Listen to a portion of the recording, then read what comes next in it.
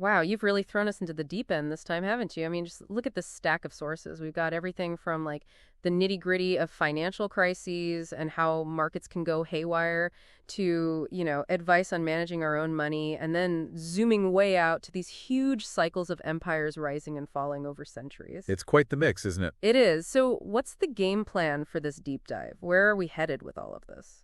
Well, our mission, I'd say, is to find the connections, the common threads that run through all of this. To really grasp how economies and markets work, and maybe even, get some fresh insights into our own financial habits and how they fit into the bigger picture. Sounds ambitious. So where do we even begin with this mountain of material? Let's start with the foundation. We've got some serious academic analyses of financial blowups, like a crash course on Crisis Ma. Then we'll tap into some timeless wisdom on investing from the classics, a random walk down Wall Street, one up on Wall Street, and of course, the intelligent investor. Those are the heavy hitters. They are. And then we'll get down to the brass tacks of trading. We've got currency trading for dummy and day trading for a living to guide us there. Okay, so from the theory to the actual trenches of trading. But hold on, there's more, right? It's not all just about numbers and markets. Right. We also need to understand ourselves, our habits, our mindsets. That's where Atomic Habits comes in. And to really grasp the context of where we are, we'll dive into history and broader economic trends with books like Mania's Panics and Crashes, The Ascent of Money of Finan, and The Changing World Order W. And, let's not forget the granddaddy of them all, The Wealth of Nations and the always fascinating Freakonomics. So we're going from personal growth to global forces. Quite a journey. It is. And finally, we'll bring it all home with practical strategies for managing our own money. You've given us Personal Finance for Canadian, Your Money or Your Life 9S, The Millionaire Next Door Tea, The Classic Wisdom of the Richest Man in Babylon, and some heavy hitters on principles like Principles, Life and Work, Practical Guide for Policy, and even Business Success through Personal Growth. That's quite a list. But you're right, there are definitely themes that weave through all of this, and I'm eager to see how they connect. So let's jump right in. When we talk about recent economic history, one event looms large, the 2007-2008 financial crisis. It seems like a good place to start untangling this web. Absolutely. And, a crash course on Crisis Ma really breaks down how a specific financial innovation, securitization, played a key role in that crisis, especially in the U.S. subprime mortgage market. Okay, securitization, subprime mortgages. Remind me how that all worked again. Sure. So imagine you have all these mortgages, right? And some of these mortgages are given to borrowers who, maybe don't have the best credit. Those are the subprime mortgages. What financial institutions did was bundle a whole bunch of these mortgages together. Like packing them up into a big box. Exactly. And then they sliced and diced these bundles into different layers, creating these complex financial products, things like collateralized debt obligations or CDOs. CDOs, those were the things that blew up, right? Yeah. And if the assets backing them were car loans or credit card debts, they were often called asset-backed securities, or ABS. The key takeaway here is how even a really clever idea, if it doesn't fully grasp the risks involved, can make the whole system vulnerable. Right, so we've got these mortgage bundles all chopped up, and I remember hearing about senior slices and junior slices. What was the difference again? Well, the senior tranches, those were supposed to be the safest. They were first in line to get paid from the mortgage payments. And then you had the junior tranches, which took on more risk but also promised potentially higher returns. And who was buying all these senior tranches, the supposedly safe ones? Lots of big players, actually. Money market funds, European banks, you name it. They were attracted to these senior tranches because, on paper, they seemed like low-risk investments with decent returns. But obviously something went terribly wrong. What was the fatal flaw in this whole system? The models they used to assess the risk of those CDOs were based on historical data that mainly showed regional housing downturns. They didn't really consider the possibility of a nationwide housing collapse. So the idea that spreading out those mortgages across different areas would protect against widespread defaults that just didn't hold up when the entire housing market tanked. Right, and that really connects back to the point a random walk down Wall Street makes about risk perception. We can be fooled by our own analysis even when it seems really sophisticated. Okay, so that's a sobering lesson about the limits of models and the hidden risks that can lurk in seemingly safe investments. But let's shift gears a bit. You mentioned Benjamin Graham earlier, a legend in the investing world. What were his key insights? Well, Graham, in a random walk down Wall Street, really challenges the idea that the stock market is just about popularity, a voting mechanism. He argues that it's more like a weighing mechanism. A weighing mechanism? What does that mean exactly? It means that, in the long run, the price of a stock will reflect its true worth, its intrinsic value.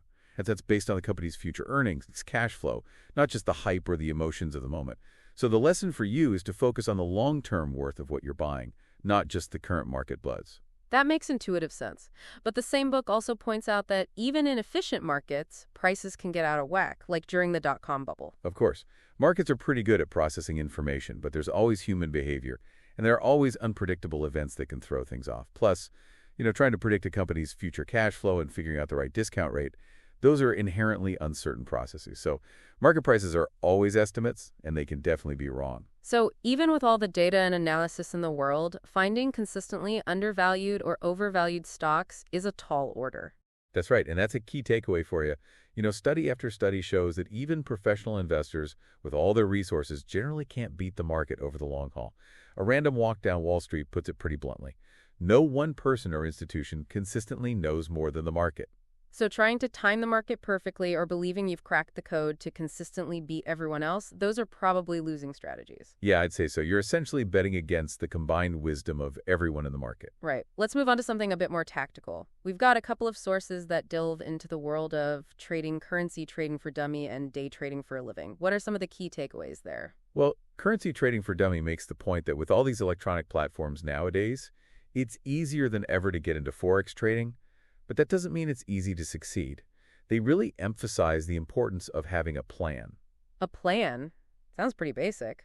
It is, but it's crucial. The book basically says that jumping into currency trading without a plan is a surefire recipe for disaster. Okay, point taken. And what about day trading for a living? What's the main message there? Discipline, discipline, discipline, especially when it comes to managing risk. For every trade, you need to set a stop-loss order. That's non-negotiable. Stop loss, so a point where you automatically get out of a trade if it's going against you. Exactly. You can't let emotions get in the way. Holding on to a losing trade, hoping it will turn around, that's just wishful thinking, and it can wipe out your account. So you've got to be willing to take those small losses and move on. Right, and maybe get back in later if the setup is right. And here's an interesting point the book makes that distinguishes between a good trading day and a positive day. What's the difference? A good trading day isn't about whether you made money or not. It's about whether you stuck to your plan, executed your strategy flawlessly, and managed your risk properly. A positive day just means you made money, but you might have done it by breaking your rules or taking on too much risk. So it's about the process, not just the outcome. Exactly. Now, if you're interested in specific trading techniques, the book goes into a few of them. It focuses a lot on low-price stocks, the ones under $10, with a small number of shares available for trading, what they call low-float stocks. Okay, and why those stocks specifically? Well, they tend to be more volatile, meaning their prices swing up and down more dramatically and quickly, which can be good for day trading. One strategy they highlight is the bull flag momentum strategy. And how does that one work? Basically, you're looking for a stock that's been moving up, then takes a little pause, which looks like a little flag on a chart. When the stock breaks out of that flag, that's the signal to buy, hoping it will continue to climb. Sounds pretty technical. It is, and the book is really clear that this strategy, and others like it, might not be suitable for all stocks. And for these volatile low-float stocks, they generally advise against short selling. Short selling? Yeah, betting that the price will go down. It's too risky for new traders with these types of stocks. Okay, so choose your battles carefully. What else does the book cover? Different types of trading orders, like limit orders. Limit orders? Yeah, it's like saying buy this stock, but only at this exact price, not a penny more, or sell it, but only at this price, not a penny less. Swing traders, the ones who hold positions for a few days or weeks, use limit orders a lot. But you have to remember there's no guarantee your order will be filled if the price doesn't hit your limit. Got you. And I think we also had a few specific day trading strategies in there, like the bottom reversal strategy. That's right. The idea there is to spot when a stock is about to turn around and start moving up again after a decline. You're looking for a specific pattern on the chart, like a new high near a support level. You set your stop loss at the low of the day, and your profit targets at certain resistance levels, or maybe based on moving averages.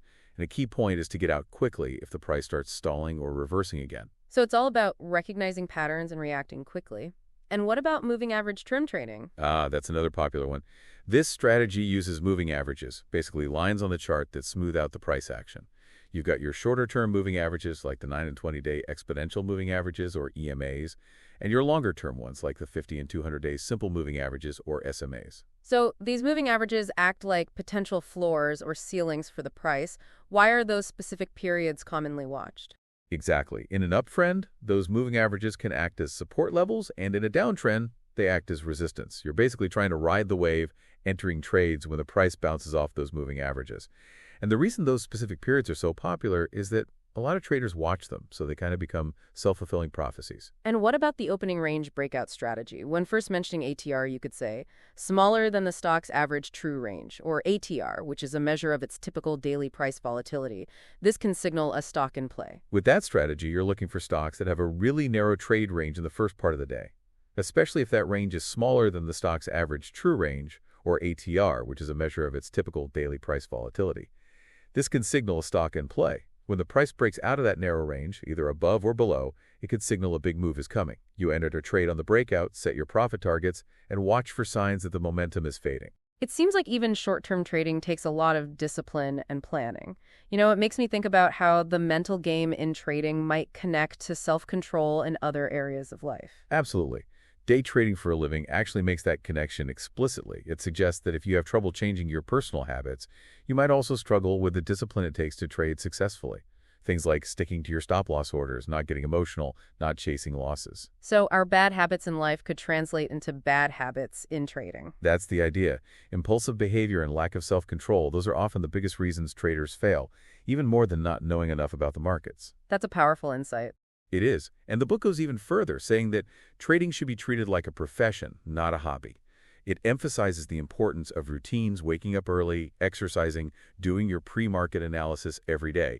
And it sets realistic expectations. It says you should be prepared to spend at least 3 to 4 months practicing with a simulator before even thinking about trading with real money. And once you start trading live, start small and focus on learning. So no getting rich quick schemes here. Definitely not. And that connects to another point, the importance of setting process goals, not just outcome goals. It's not just about making money every day. It's about learning how to trade well. And a good trading day is defined by how well you follow your plan, not by whether you ended up at the green or the red. That makes a lot of sense. Now, let's switch gears again and talk about the long game, building wealth and achieving financial independence. The Millionaire Next Door offers some interesting perspectives here. One thing that really stands out in that book is the profile of the prodigious accumulator of wealth. It's not always who you might expect. So not necessarily the flashy spenders. Right. They highlight used vehicle-prone shoppers as a group that tends to build substantial wealth relative to their income. These are people who prioritize value, who aren't afraid to drive a used car, who are careful with their money. So they might not have the high-end incomes, but they end up with more wealth because they're not spending it all. Exactly. And Personal Finance for Kiyosaki makes a similar point. It links saving money to developing good habits, like brushing your teeth or exercising. So saving should be as automatic as taking care of your health. Right. And the book points out a challenge for Canadians. A lot of them have high incomes, but they struggle to save because they tend to overspend. Lifestyle inflation, keeping up with the Joneses, those sorts of things. Exactly. But for those who feel like they're behind on their savings, the book offers some practical advice. Like what? Well, it suggests taking a hard look at your spending to see where you can cut back, being realistic about when you'll actually be able to retire, and even considering tapping into home equity to boost your retirement income. Those are some big decisions. They are. The book also mentions the RRSP Lifelong Learning Plan in Canada, which lets you take money out of your retirement savings for education. But it does have some drawbacks, similar to the home buyer's plan. So it's not a free lunch. Nope. Now let's talk about financial independence, or FI. Your money or your life defines it as the point where your investments are generating enough income to cover all your expenses. So you don't need to work for money anymore. Right. And the book even talks about enough and then some, meaning you have surplus income even after covering your expenses. And what's interesting is that it suggests that once you achieve FI, those good financial habits often become second nature. You don't have to force yourself to save anymore. It just becomes part of who you are. That makes sense. You've internalized those good habits. Exactly. Now let's tap into some ancient wisdom on wealth. The Richest Man in Babylon is full of insightful parables. Oh yeah, I've heard of that one. What are some of the key lessons? Well, a central theme is to learn from those who have actually achieved wealth. The main character, Arcad, who's the richest man in Babylon, shares his wisdom with others. So don't take financial advice from someone who's broke. Right. And one of the most fundamental lessons he teaches is the importance of saving. There's a story about a scribe who works hard but has nothing to show for it until he learns to save 1/10 of his income. The classic pay yourself first principle. Exactly. And the book really drives home the point that even small amounts saved consistently can grow significantly over time. It also warns against taking advice from people who haven't proven themselves in the realm of wealth. You wouldn't ask a brickmaker about jewels, right? So learn from the experts. Right. We also hear about Arcad's own path to wealth, how he started with nothing but a burning desire to become rich and seized opportunities that came his way. And he makes a really interesting point about people who consistently don't earn enough. He says they're not good candidates for loans because they don't have any surplus to repay the debt. Makes sense. Another key principle is the 7/10 rule, which basically says you should never spend more than 70% of your income on living expenses. And don't buy anything you can't afford within that 70%. The book also talks about the value of hard work. There's this character who is a slave, but he comes to view hard work as a friend, something that brings good things into your life. An interesting perspective. It is. And there's this little story about a cake seller who builds up a regular customer base and saves his money, showing how consistent effort and thrift can lead to success. Even the gold lender in Babylon, a wise guy, he warns against lending to people who don't have a clear plan for how they'll repay the loan, no matter how hopeful they are about their future earnings. It all comes down to having sound financial principles and being disciplined. It's amazing how these ancient principles still resonate today. Now let's zoom out to the really big picture. The Changing World Order W talks about these grand cycles of empires rising and falling over centuries. Yeah, it's a fascinating framework. It looks at how empires, like the Dutch, the British, and the Americans, have gone through these cycles driven by these recurring patterns. And it studies those empires, especially their role as reserve currency holders, but also other empires and even Chinese dynasties. So history repeating itself on a grand scale. Exactly. And the book argues that understanding these cycles can give us valuable insights into where we are today. So what drives these massive cycles? Several interconnected forces. You've got debt cycles, how levels of debt build up and eventually lead to crises. Money and credit cycles, how the creation and flow of money affect economies.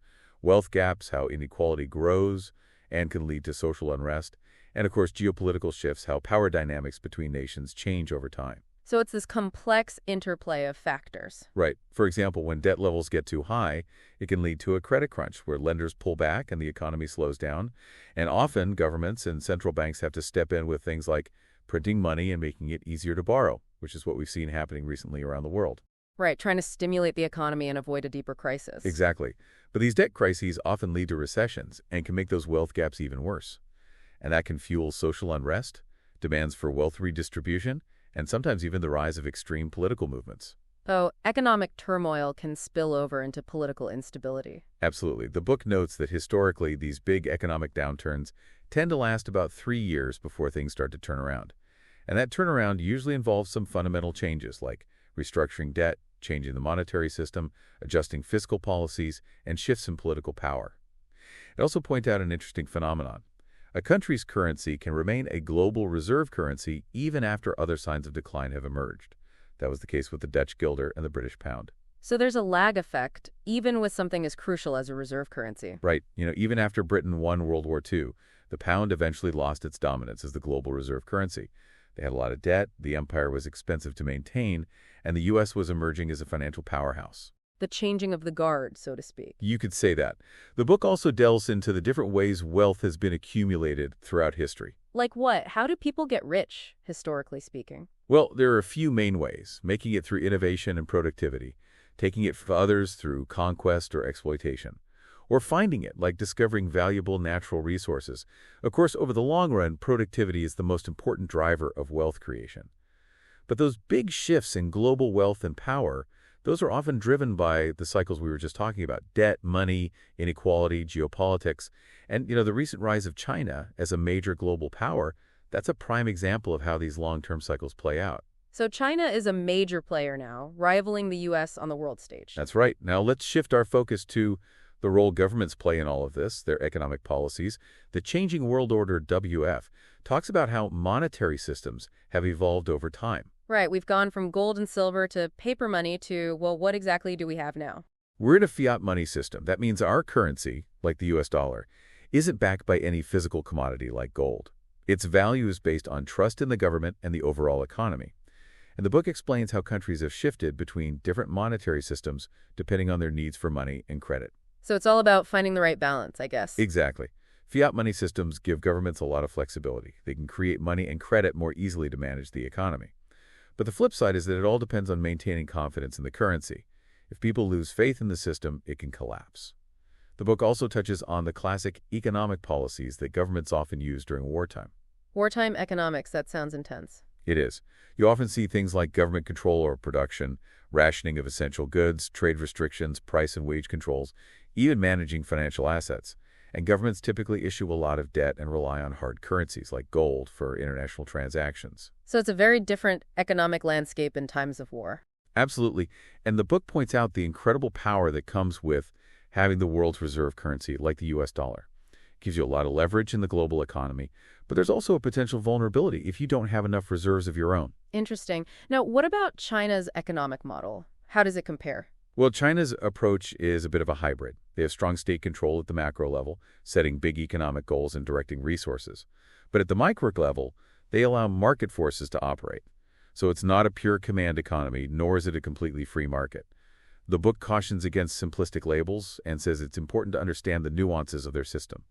And, when it comes to the U.S.-China relationship, the book frames it as a choice between cooperation and conflict. So a fork in the road. Yeah, they can choose a win-win path of cooperation and competition, or they can choose a lose-lose path of mutual threats. It takes both sides to make that choice. A sobering thought. Now, let's zoom back into the individual investor. One Up on Wall Street reminds us that even supposedly safe investments like bonds can be risky. That's right. The book talks about how rising interest rates or inflation can erode the value of bonds. And it gives the example of Whoops bonds, a case where municipal bonds, which are generally considered very safe, actually defaulted. Whoops bonds, that's a catchy name, but a scary situation. It is. And it reminds us that even in areas that seem safe, there's always risk.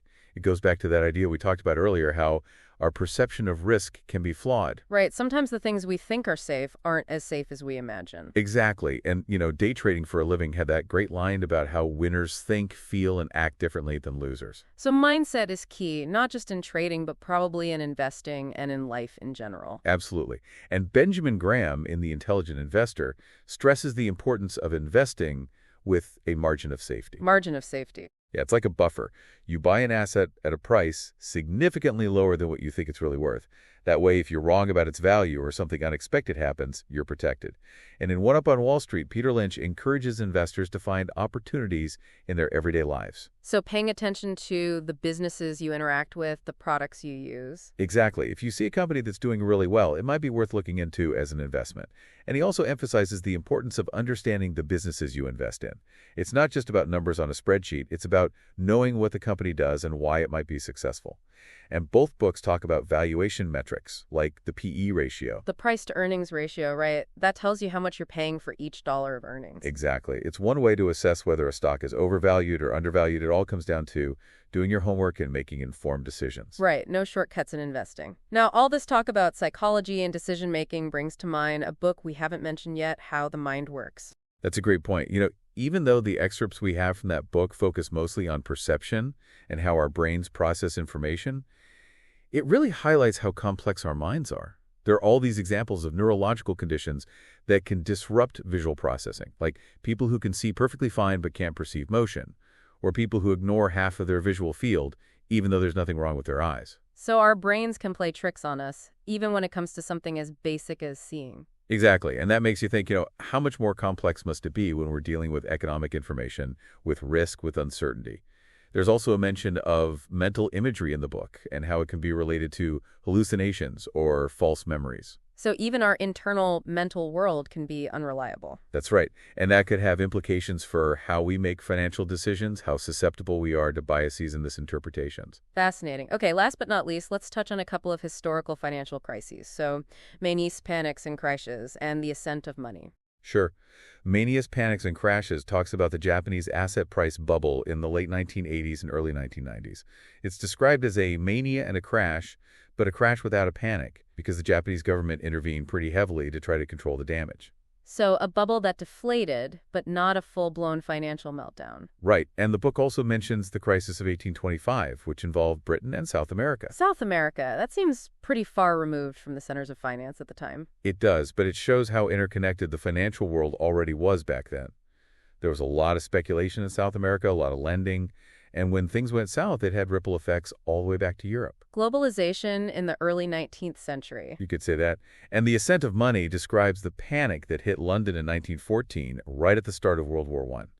Investors were scrambling for cash, credit markets froze up, and the whole financial system nearly collapsed. So a stark reminder of how geopolitical events can send shockwaves through the financial world. Well, we've covered a lot of ground in this deep dive, and what really stands out to me are those recurring themes: the cycles of markets and empires, the central role of debt and credit, the importance of discipline and risk management, and the enduring wisdom of those fundamental financial principles. You've hit the nail on the head. Those are the key takeaways. They are. And, as a final thought for our listeners, I think it's worth asking ourselves, where do we see ourselves with all these larger cycles? Are we paying attention to those forces, those historical patterns, as we make our own financial decisions, as we try to understand the world around us? That's a powerful question, and I hope this deep dive has given everyone some food for thought, some new perspectives on how to navigate these complex issues. I think it has. And for those who want to explore further, we encourage you to dig into these sources, to keep learning and keep asking questions. This is an ongoing journey, and we hope this conversation has been a valuable part of that journey for you. I agree. Thanks for joining us. It's been my pleasure.